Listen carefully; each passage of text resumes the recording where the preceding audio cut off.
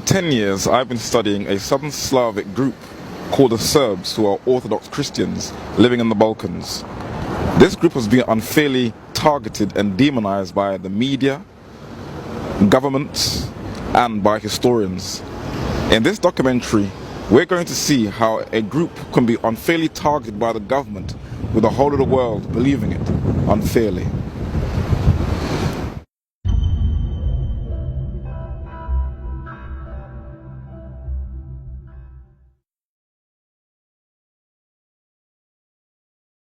Rita Ora is a rising British songwriter who was born to Kosovan Albanian parents in the former Yugoslavia, in what is today called Kosovo, and she celebrates the land of her birth in her music video Shine Your Light. But is she aware of the history of Kosovo? Anyone who knows the history of the Balkans knows that Kosovo is Serbian. It was Serbian hands that cleared the fields of Kosovo, built the villages and roads, and created a great holy place with the glory of God, His Son Jesus Christ, and the saints.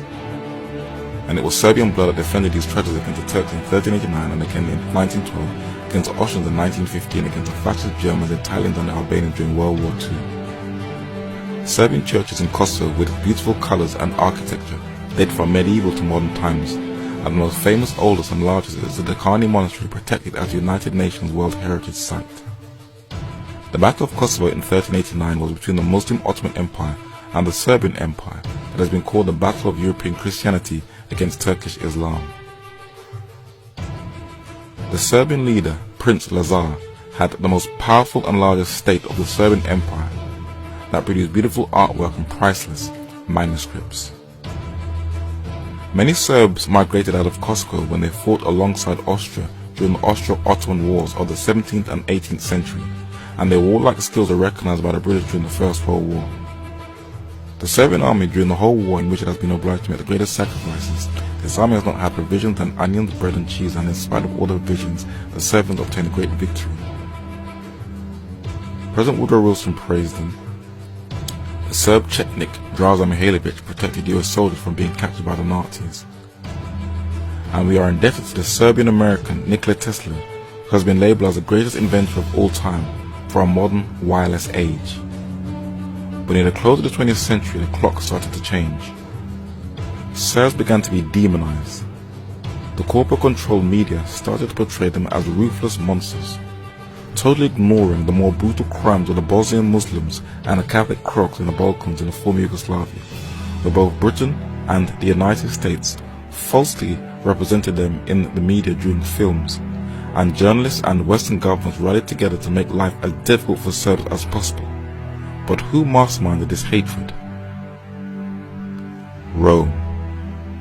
The late Pope John Paul II encouraged the Croats to secede from Yugoslavia, which started the 1990s Balkan Wars, and Franjo Tuđman and the recently released General Ante Gotovina were fully supported in their war crimes by the papacy.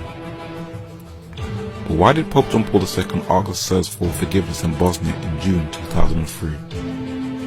The late Avram Manhattan gives us a background to this hatred in his book Terror Over the Yugoslavia. Papal anti-Serbian odium has been virulent throughout the centuries. Pope Lucius II called the Serbs calumnies of the Holy Church, plague of the Church, thieves of the income of priest invaders. Pope Honorius III called them and all Slavs, foxes, rebels, heretic, perfidious destroyers. Gregory IX was horrified by the perfidy of the Slav heretics.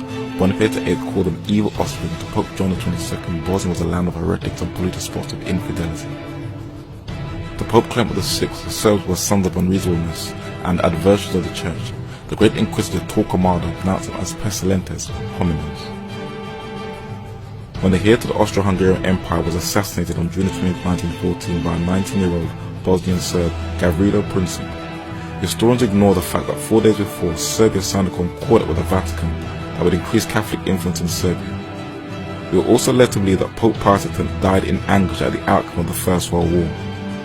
But the Secretary of State, British-born Spaniard Cardinal Merry del Val, tells us otherwise, and it was documented by the anti-fascist Italian diplomat and politician Carlos Forza.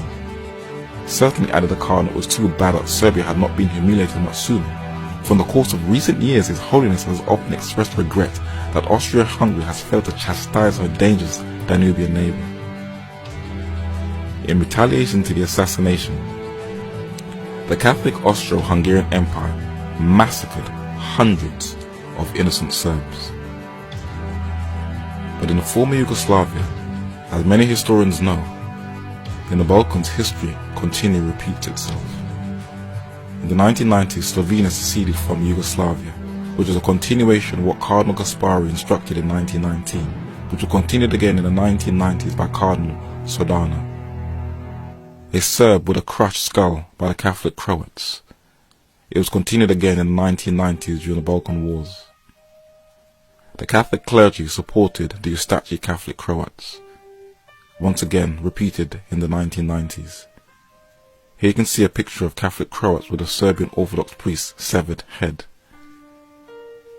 And these Serbs were massacred by the Croats during the World War II, which was continued again in the 1990s Balkan Wars. Here you can see a fascist salute by the Croats, and you can see Croatian football fans doing the same thing.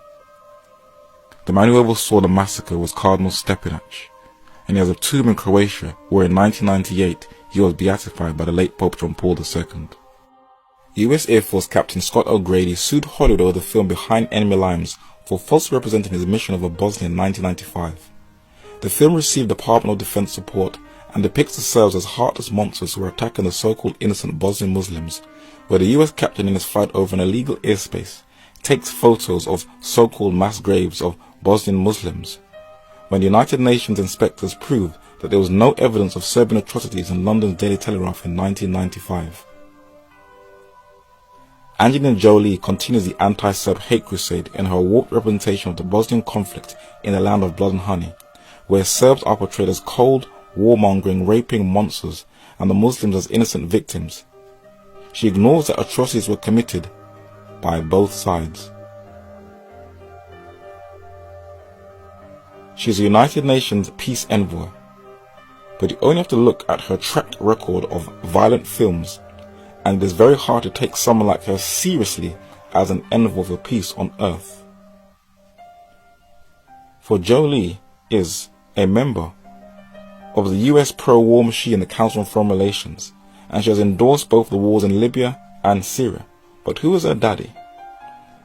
The actor Jon Voight, whose grandparents are Slovakian. He not only visited the last Pope Benedict XVI, but played the late Pope John Paul II. But where was he educated? In Archbishop Stepinac High School in New York, that is set up by US bishops in commemoration of the Catholic bishop and patron saint of genocide who oversaw the murder of Serbs in Croatia during the Second World War. But this is what Tomb Raider failed to show in her anti-Serb flick. Bosnian Muslim Alija Izetbegovic killed his own Muslims and blamed the Serbs to get Western sympathy and support. And though the British press proved unequivocally that the Muslims killed their own people and had nothing to do with the Serbs, the Pentagon and the CIA still intervened, and they also armed an army of Mujahideen warriors all over the Muslim world, where you can see Bill Clinton honoring an Al-Qaeda fighter in Bosnia. Arabic is not spoken in this region. But these Western black fanatics cause the most gruesome horrors to the Serbs. The presence of the Mujahideen in Bosnia-Herzegovina is one of the most contentious aspects of the conflict, laying the foundation of a disaffected Muslim nation within the frontiers of Europe. The panel of nationalities, Saudi Wahhabis, Syrian Alawis, Iranian Shias, Palestinians from Hamas, Muslim Brotherhood, Egyptians, Afghans, Kuwaitis, Sudanese, North Africans, is drawn together by their determination to defend and reclaim Islamic project from the threat of the infidel. The Bosnian War was the first ever live war, with CNN and its anti-war propagandist agenda led by Iranian Christine Amanpour demonize the Serbs and praise the Bosniaks, but they weren't the only ones. During the Bosnian War, Western views of the conflict became so monolithic, seeing nothing but virtue in the Muslims and nothing but evil in the Serbs, that even the Vatican's pronouncements on the fight condemned the Serbs far more than the Muslims, paying little attention to Islamic crimes against Christians. But it is only the Serbs who face the war crime trials, and their victims in Bosnia get no mention by the media. To cause more humiliation to the Serbs, Kosovo, which is Serbian for blackbirds, seceded in 2008 and declared itself an independent state. It is not recognized by Serbia and most of the world's nations, but Jay-Z's rising British protege, Rita Ora, praised the secession. But the Serbian leader, the late Slobodan Milosevic, tells us who is behind this. Slobodan Milosevic, the former Yugoslav president, spoke for nearly 4 hours in the United Nations court in The Hague. he used the command of the floor to blame an unholy alliance of the Vatican, Germany and the United States for the destruction of Yugoslavia. From March 24 to June 10, 1999, NATO attacked Yugoslavia with an alliance of Germany's Gerhard Schroeder, the United States' Bill Clinton, and Britain's Tony Blair. A 2-volume set book of over 400 pages documented 20,000 tons of bombs that were dropped and which killed about 3,000 men, women and children in a so-called humanitarian concern for Albanians in Kosovo. A complete lie. When Kosovo officially seceded in 2008, it was recognized by the countries in green. The United States recognized its so-called independence by its Skull and Bones President George W. Bush Jr. Britain recognized it under Gordon Brown, and the week before the secession, its leader went to the Vatican. Why does America have an interest in Kosovo? It has built the biggest overseas military airbase since the Vietnam War, Camp Bondsteel, that takes up 755 acres of land, where the farmers have been booted off their land and not compensated. The anti-Serb Catholic politician Brzezinski tells us why. The Eurasian Balkans are infinitely more important as an economic prize. An enormous concentration of natural gas and oil reserves is located in the region, in addition to important minerals including gold. The Kosovo Liberation Army was trained by the CIA, but mostly financed by narcotics money. Where United Nations reports that the drug trafficking corridor, the Balkan route, is dominated by the most deadly and feared crime syndicate on earth, the Albanian Mafia.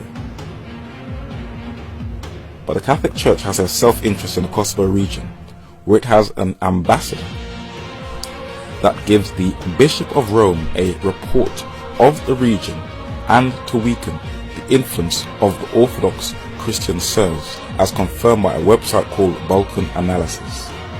The Vatican sees Kosovo as an era of possible expansion of Roman Catholicism splinter verso Orient into terror missions, as well as the spreading of influence into the Baltic part of the Adriatic. But as Kosovo is so-called newborn, what has life been like for the Serbs who have lived in the Albanian-dominated region since 1999? The government has confirmed that a unit from Britain's SAS successfully seized a group of ethnic Albanian warriors suspected of killing dozens of innocent Serbs. The incident was described by Brigadier Robert Frye as a ruthless premeditated attack of mass murder. A KLA with a Serbian head in his hand. These atrocities barely get any mention in the news. The desecration of Serbian graves, as well as the pillaging of hundreds of churches that date back to the Middle Ages. When the Serbian bishops travel, they have to be escorted by armed guards when they visit their churches or visit the flock. And neither age nor sex is spared, and innocent people are targeted and killed. Here is a proud example how in modern times the Vatican can make the whole world hate and despise a Christian ethnic group. In the next and last of this series, we will look at her plans for the world.